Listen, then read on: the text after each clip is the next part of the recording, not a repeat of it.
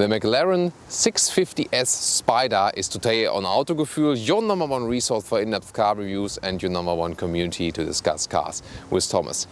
Of course, today a performance episode. We'll experience a lot of great driving, but also go in detail on the exterior, interior of course, and especially here in this Tarocco orange. It's not the so-called McLaren orange, which is a little bit brighter, but still I think a McLaren orange, that's really the right thing.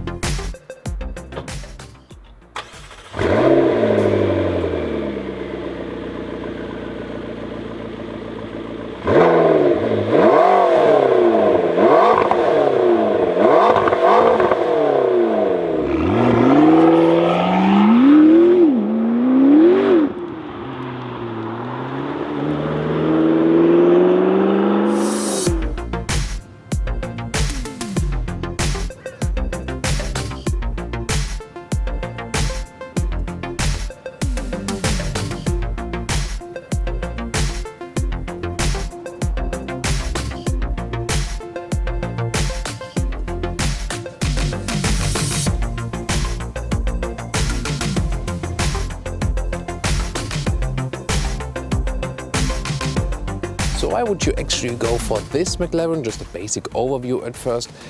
About 250,000 euros in Germany. Here as the Spider version. The Spider is more expensive. But most people go for the Spider version because, well, there is one. And you can also just close the roof and have kind of a coupe McLaren as well. And so that's actually just reasonable to go for the Spider then. It's always a lot of fun to go with the open top. You know, in McLaren they have the Sport Series now, the Super Series and the Ultimate Series. This one is the Super Series. The Sport Series would be the 570S.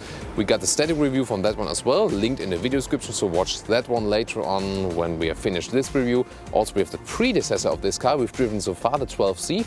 So we also draw some comparisons to the predecessor of this car. The Ultimate Series, however, would be the P1, the technology standard, the best they have kind of, with about 1 million euros or more in price. But this one is rather than McLaren we really also buy for normal street driving. Very important material with McLaren is of course carbon fiber, and we see it here at the front with this huge front spoiler. The chassis is also from carbon fiber for lightweight building. Then front and the rear is more aluminum, and then the very front is again this carbon fiber. You cannot repair it, so watch out that you don't damage it, just can replace it. But there's also a function that you can put the car a little bit higher for going over speed bumps or for entering the basement garage ramp, so it's a good solution also to take care of your front spoiler. Starting with the design in the front, you see the 650S is kind of renewed in comparison to the 12C, the predecessor. The 12C was a little bit old school from design, also had kind of more angular headlights, and they rather formed an own unit. Here the headlights now kind of form one unit together with the rest of the car. You can say from design-wise that it's a good step. However, I think it looks a little bit, let's say, arcade game-like, because they have this huge swing in that one, and I now more prefer the design of the 570S. This one here comes closer a little bit to the P1 design, but I think it's just a matter of taste. To put me in the comments which one you like better, the 570S or here the 650S and this kind of P1 design in the front. There's really a lot to say about this car on every aspect kind of, especially also in the side profile. We got 19-inch rims here. I think a very good pick because 20-inch you just damage them too easily, and 19-inch give you also a little bit more comfort. And we also got those tires in here that overlap a little bit to protect the alloys, and that's always a good thing. And corresponding orange McLaren brake calipers, also a great design, but I think well, in this color they would rather not fit that well to this Tarocco orange we got here, better to the little bit brighter McLaren orange. Or what do you think of that? Also very impressive are the side mirrors, because they're kind of huge free hanging here. Great design, definitely. And I like this very clear 650S logo on this carbon spoiler we have at the side, also very powerful. And another contrasting carbon fiber part here, this is really the big air intake for the engine, because here the engine is of course in the rear. Rear wheel drive, rear wheel engine. you got a lot of power then, a lot of weight onto the rear wheels, and that's important. I will show you in the driving review. When you have put this one in the sport or even in the higher modes, then you got so much power with the 650 horsepower on the rear wheels that it gets a little bit slippery, so look out for that in our driving review. So far, I really liked the Spider, because with the Spider you see this, well, are these the shoulders? Well, those ones are rather shoulders, let's call them hoods here. These hoods are really powerful then, and I can also show you later on when we close the roof how that one looks like, and really no reason to go for the coupe actually, because it is the hardtop retractable here, and so you also have a coupe at any time. And then when you go to the rear of the car, it's all, you see, flat, flat, flat. That's the main subject of the car, and then it gets really broad in the rear. And we also see the wing, which is, well, also an air brake, and I can talk more about that in the rear. Kind of old school, the rear, but I think still just a classic. A favorite of all super sports cars, just for me, because this rear, you have strong, flat, with the huge exhaust pipes here. Always reminds me of the McLaren F1, this Need for Speed 2. I was driving it. That was my generation, my time. If that also gives some, reminds us at that time, put me also in the comments about that. Would be looking forward to that. So I really love the rear. And by the way, this is the air brake, so it can be lifted up not only for driving, for the pressure while driving, but also while braking. Then it goes up, more pressure on the rear wheels, that also the braking power can be increased. Let's move on to the engine, at least what you can see from it. By the way, fuel cap is right here. And then the engine can be opened at the inside of the door. A lot of controls at the inside of the doors here. There's one button for it, and I can release the cover. Then you can take a glimpse at the V8 3.8 liter of displacement B-turbo. And in this case, easy, because the model name says so, 650 horsepower. This very McLaren engine is also used for the other cars, but just in kind of different trims.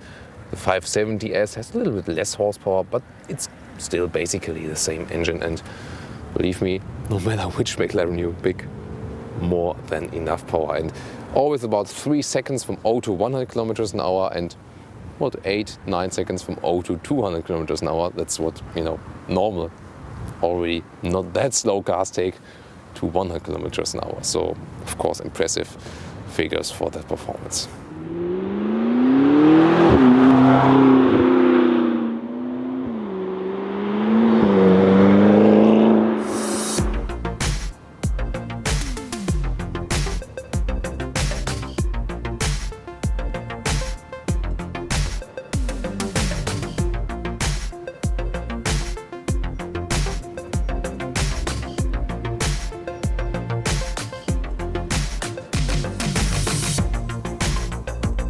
I've closed the door again to show you the opening process. It's right below here. We push it up, and the 570S, the new model with the new chassis, it's a little bit slimmer below there, so there's an easier entry, and the door is also opening a little bit more to the side, so you can stand better next to the car. Here it's kind of the old school concept still, and therefore it's also not that easy to get in the car.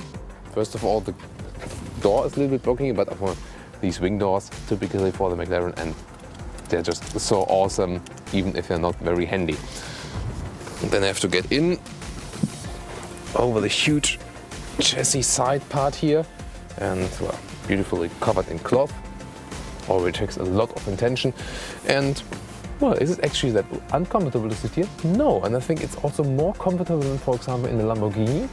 Definitely, and also in comparison to the predecessor, the 12C, I think this car here has gained in comfort also from the seats. Those ones here are the standard seats. There are also kind of bucket seats available. I would not go for them because you just lose comfort with it. And there are also different seating surfaces here. Standard one comes with with cloth on the inside and leather on the outside. This one is here full animal skin, which I would not recommend, you know that. But there's also a full Alcantara interior available, so best go for that one for the best sporty comfort and also best for the animals. So let's now dig deep into the details of this amazing cockpit. First of all, another detailed look at the seat form. As I said, not too sporty, that's good, and wooden pick with bucket seats. And you also see the area which would usually be closed in the standard setup. And that's also set up with Alcantara on the inside, but also, as I said, full Alcantara. That is the best solution. Nice sporty round vents. This is the left inside of the door, and the control for the vents and also for the temperature is all right here. You just turn them, for example, to increase the vents or put them lower again. Also for the temperature right here. Climate control is right in the left of the door. You have to get used to it, but well, why not here? And to open the door again, you just release this lever and then you can flip out the wing door. Driver's point of view, here with the steering wheel. You have to get the great grip handle here, and as we use for McLaren, the speed is digitally displayed. Analog is all about the RPMs in the central part. When you turn on the ignition, see we get the nice effect going to the variac, and then you see where the speed is also displayed. Very nice. In comparison to the 12C, I'm also now more satisfied with the interior quality. Also when you look at it, it's very detailed, for example here at the carbon parts. And then when you take a look, for example, at those levers here behind, this is, for example, for the turning indicators. They also feel very smooth, and also when you use them, it's, you know, just high class. And before that, we had sometimes some elements here where I can say, oh, that's British charm, it's not really perfect, but very good interior quality here now. Driver and co-driver are separated here with the middle console. And then the beverage holders are placed behind it, a little bit hidden. Not too good to use, but you know, it's nice to have this splitting middle console. Engine start-stop button is right here. And then these ones are the different controls for the driving modes. I will test each one of them also when we drive the car.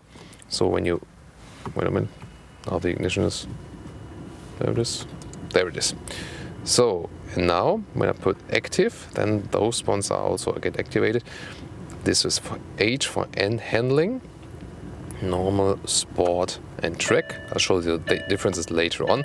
It's about how the electronic stability program is working and also how stiff the car is. And this is P for powertrain. We've got a lot of power released immediately with the throttle. Normal, sport more, track even more. That gets a little bit dangerous on the road then. But as I said, we'll try different combinations actually, because you can both individually control them. We'll try different combinations when we drive it. This is the launch control. You really have to have, you know, parking lot for that to test it in a safe mode. In winter mode to reduce the throttle input a little bit when it's slippery. So I won't drive it while snow. The gears, you can put it in right here, neutral, reverse and drive. But it's also possible just to use the shifting levers at the steering wheel. And here's also on the right part, you can also control the hardtop. The infotainment system has been updated, while in the 12C it was sometimes even a problem just to use the radio and it failed, malfunctioned. Here it has been updated and works way better now and also way faster. For example, when I go to the GPS here now, I'm actually working quite fast, and I can also scroll and zoom. Reaction time could be still a little bit faster as you see it right now, but it's better to use so, and you can really use the GPS with that one. Go back with this here all the time, or here to the main menu, and then for example also go to the phone, connect your iPhone then. Apps is also possible. You can actually, when you got an internet connection, you can also use the browser here. Don't have an internet connection right now, but that is theoretically all possible. And also here the radio now. Traffic. Here you can, that takes a little bit too long, you see, when I make it one louder or not that loud anymore. You see, well, they are definitely better infotainment system, and you saw the screen is still a little bit, you know, a little bit small, but it does only fit the best way in here to keep this small middle console. So that's also the only way to make it iPhone-alike, and I think it could be similar to an iPhone 6 or something like that. And you can also pick the option. We got a Meridian sound system in here, actually quite nice. For example, also you control the bass or something like that. And there's also overview, you know, when I said I want to hear my engine sound again, be silent, GPS or sound system, then you can always press this one. I guess that's the reason why in this case here in the McLaren it's so huge, the mute button. By the way, storage spaces next to the beverage holder, there's just one very small space here, for example for my garage beeper, and some little space below the armrest with the USB slot also to charge your phone. And then there's just a small net above that. And well, another net like this at the co-driver side, at the feet, but then that's kind of it with storage spaces. And now let's close the roof. Set hardtop retractable. And maybe you can also put me in the comments what you think, if it looks better open or closed. So let's go, and you can also count the second how long it actually takes. Quite loud the process, by the way.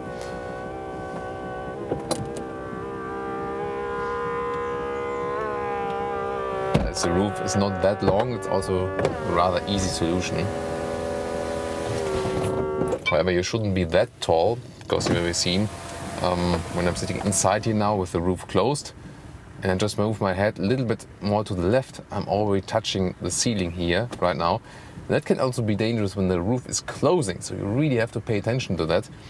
When I move more to the right again, then I have some more headspace, but you know, there's not much space left here for tall drivers. But it's okay with me, 1.86 m. That still does work here, such kind of space format. But when the roof is closing, I should not turn my head to the left side, really. Let's open it again. See, take another look at the process.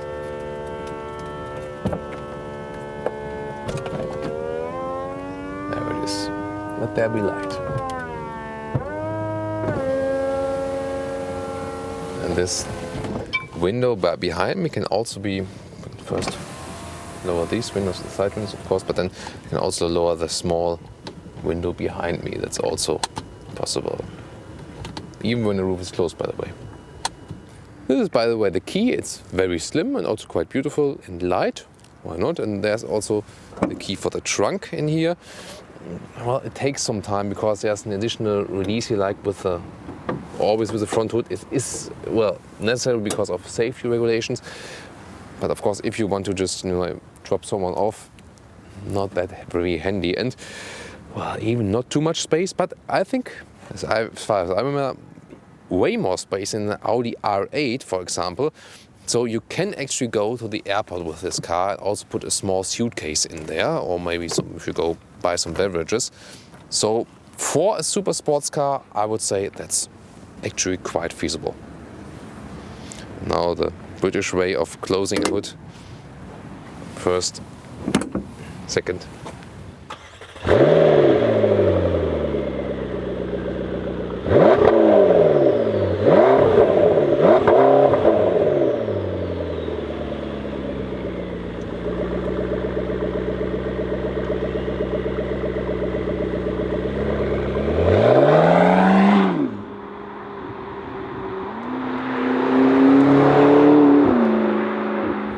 We are starting our test ride with the McLaren 650S Spider.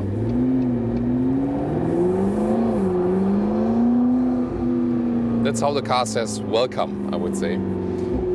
So we start with the very normal modes because hardly any McLaren driver is always going on the racetrack all the time. And so this car is really just used also for everyday street driving, as a status symbol, just for pure enjoyment if you have the budget to drive such a car. And so it's also about waiting at a traffic light, of course, and also just going slow speeds. And it is definitely very loud, yes, you hear it. But we're in the, let's say, normal mode here, normal driving mode, because I've shown you all there. We have 3 different driving modes for the powertrain and for the handling. And what I realized, for example, in comparison to the McLaren 12C, the predecessor, is that this car, the 650S, is definitely more comfortable from the suspension in the most comfortable mode. So actually, when you ask me, can I drive this, in everyday life, I would say, yeah, actually you can. The 12C was a little bit more aggressive, I would say, also from the standard mode. Here the spread between the suspension is a little bit bigger, so you have more flexibility then. So I would actually take this for a normal ride as well. However, if you need to catch someone and put some luggage in the car, that gets a little bit complicated then, however, so it's of course not the most suitable car for everyday driving. We're now in the kind of RPM idle mode. You hear the car is still kind of loud, so you do attract attention everywhere we go, especially as we go in now in this Tarocco orange color, and I think it really does fit quite well to the car. And first of all, we're going to explain you the driving characteristics here in the least normal modes.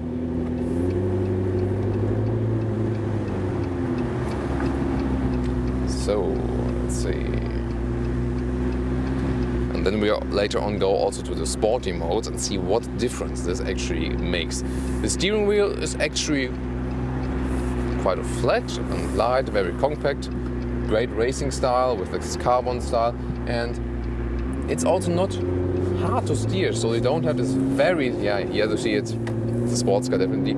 So it's actually quite easy to steer it at very low speeds, absolutely no problem. And then when you go faster, it gets a little bit stiffer. But it's not that, some sports cars, they are actually too stiff in the steering, and that's not really a lot of fun when you're going in normal street driving then. So that's very well done actually. And what you immediately realize is that it's so incredible direct. It's really like riding a go-kart, although we are already having a 4.50 meters long car. When I now press the throttle in the normal mode, I don't get the boost, and well, the main reason for that is that I'm also in a quite high gear. For example, now in the normal driving mode, 50 kilometers an hour, 5th gear to save some fuel. So that is actually possible then as well. By the way, I started with a higher driving mode to get out the basement garage quite well. If I drive a little bit faster, then it automatically sets the car lower again. So that's also a good possibility to get in your basement garage ramp without touching the underfloor of the car. Very good solution there for that. We've seen it, for example, in the Mercedes SL as well.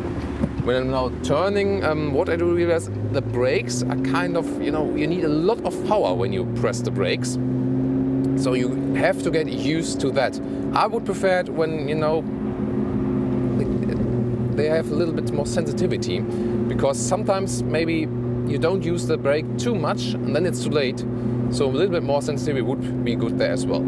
Also, as I've explained to you in the interior review, the brake pedal is very close to the acceleration pedal, and then for your left foot you don't have too much space. Well, why is that actually? You have to get used to it as well. But for very experienced race drivers, they can use this method in that they go with the right foot on the throttle and with the left foot on the brake. So that is actually possible then with this setup. So, oh wow. And already on 80 kilometers an hour. Really such a great sound, incredible. And that is just the normal driving mode. So if you want to have more power, you just use the shifting pedals and then go back 1 or 2 gears. That is always possible, of course, but then we can also switch to another mode. But I would say in this normal driving mode, it makes a kind of suitable everyday riding car, and I think, that's quite a positive aspect. So let's now activate our controls here, and then we got, as I've shown you earlier, P for the powertrain, H for the handling. Let's go for sporty handling, then we should feel that the car gets a little bit stiffer. And we also go for the sporty drivetrain, then we should also feel a difference. Let's see. Yeah, wow. Have you seen that? That was actually very great. You get still quite a good control of the car, but it was already possible to slide the car a little bit around just when going at the green traffic light. Really a lot of fun. You still got good control of the car. So you see, I just needed a little bit of counter steering, and then the car was caught again. So that shows you that the handling already allows the stability control to draw back a little bit. Then you can have a lot of fun with the car. And what you also realize, as I've said, the powertrain on the sport mode as well. I'm now at 50 kilometers again, city speed in Germany. not directly fifth gear, I'm about third or fourth gear. So the gears are kind of shifted lower or kept lower, that's possible. But you can already also go to the manual mode. That is always possible as well. In the manual mode, only manual shifting is predominant then. So if you wanted just manual, that is always possible as well, of course, with this car. So the sport mode, okay, you have to pay attention that, you know, don't exaggerate your driving then, especially when you're driving a city. You have to get used to the car a little bit. I would not recommend the track mode, really only when you're on closed circuits, because that can be very dangerous then. The car has so much power all over the rear wheels, and if you then really push the throttle very hard, therefore in our normal street driving review, we will not do that here. You know, at Autogefühl, we are always about safety first, definitely. Well, we could put the powertrain to the track mode. That is possible. Then we got even more, you know, kept in the lower gears and even more power. We can try that out right now. But actually also, of course, not the best thing for the city, because then there it is, the steering wheel, the throttle reacts even faster. By the way, the turning circle is actually quite wide. Yeah, there you heard it. Even more boost then. And yeah, it always creates some kind of racing smile just when driving around the corner, accelerating a bit. And I mean, at this point, I haven't even pushed the throttle way through. So much power reserve from this 650 horsepower. You can also easily remember that from the 3.8 liter B-turbo engine. And maybe also when going through the tunnel or here through an LA, then the boost is even more, you know, from just from the sound. Shifting down and then pushing the throttle. Wow. Really incredible. And what do you feel even when you're going just straight? When I'm here in the track mode now for the powertrain mode, even just when going straight and holding the steering wheel very straight, the car starts to slide a little bit just, and we also had with the Aston Martin V12 Vantage that there's so much power really on the rear wheels that the car even, you know, goes a little bit sliding around when you go straight. And well, you do have to control that power. Therefore, I also take back the mode now to the normal sport mode, not the T mode, not the track mode. That is really more secure for everyday driving. So, but I think it's good that they have these modes, so you, depending on your driving skills, you can really pick your own mode there. And also when you're going to the racetrack, because maybe sometimes you want to go on the racetrack with the car, but I mean, let's be serious, 250,000 euros car on the racetrack, going wild with it, that's actually also a high risk. Maybe better take a Mazda MX-5, smaller than that. So if you go to the, you know, to the outskirts of the track, then you might not damage a 250,000 euro car. That's also kind of a reason why it's not that often done, less than you think, to take this car on a racetrack here.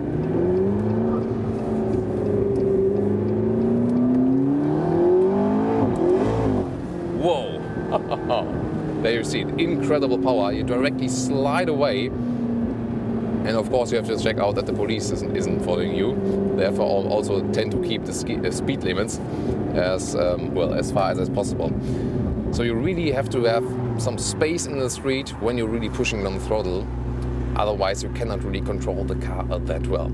So for usual street driving, I would then recommend to use, you know, the lower modes. Maybe a good combination is when you go with the handling in normal. Therefore the traction control is a little bit more active. So handling in normal, but powertrain in sport, so we don't shift up that early. That could be a good combination. Let's try that one to have, you know, a little bit sportier sound, not that fastly shifting up, but still a little bit more stability control. Yeah, that's actually quite nice. You hear the great sound, but you don't have to be that afraid that the car slides around you when you do the city driving. So it's actually maybe a good compromise for that then. And you know, you also maybe don't want to disturb other people walking around here. Where some actually say, oh wow, great car, but some also feel disturbed by a loud car, and I must say I can understand that actually. So basically I think cars should be silent, but of course maybe with the exception of this. That actually is a really great sound. And now let's do that one more time, maybe with this combination, normal handling mode but powertrain to sport.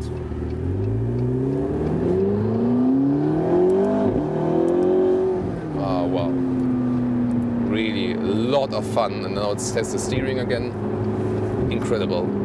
Oh wow, such a go-kart feeling. That is so much fun actually to steer with the car. Let's go here in this corner. And let's see here. Wow, incredible, really.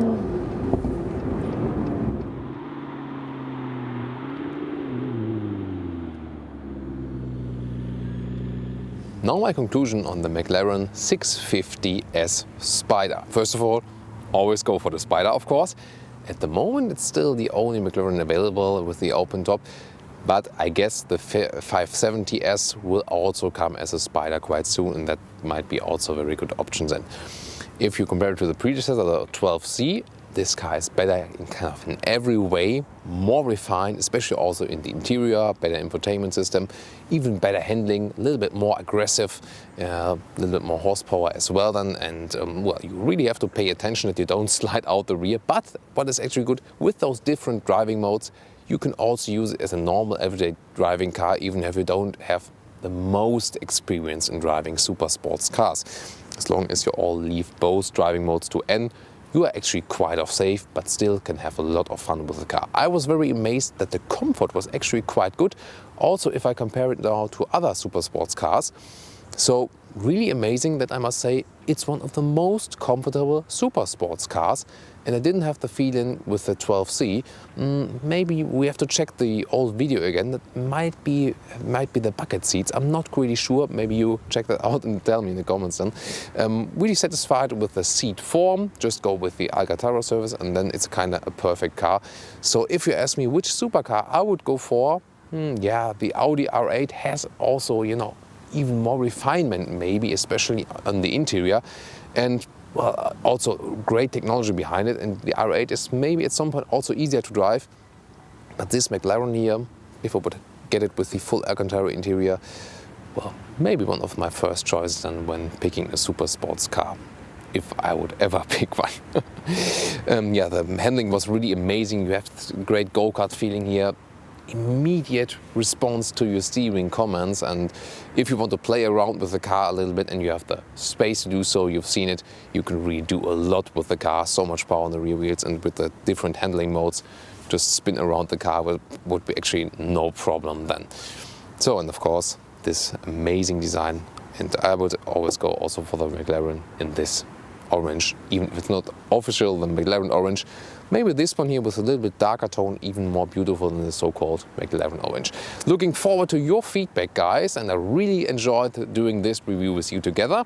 And we see it at the next Autogefühl episode, be it super sports cars, be it SUVs, or be it also cars for, you know, which are very easily achievable then, and also cheaper cars. You know, we have always a lot of cars for you from different segments and also different price regions. So we'll see us next time. Thanks for watching, and bye.